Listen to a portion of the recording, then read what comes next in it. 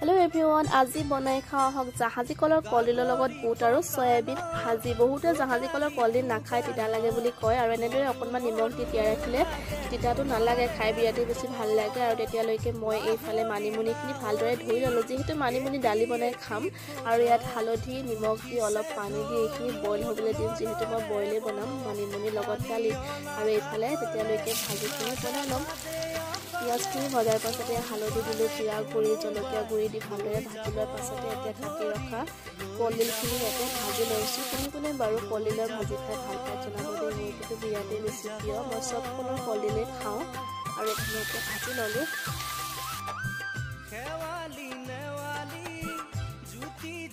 জোখ পৰিমাণে অলপ নিমখ দিলোঁ আৰু ধুনীয়াকৈ এইফালে মোৰ হৈ গ'ল কলডিল আলু বুট ভাজি আৰু মোৰ প্ৰিয় ভাতৰ থালিখনো মই বাঢ়ি ল'লোঁ। আজিলৈ ইমানেই আছিলে, বাই।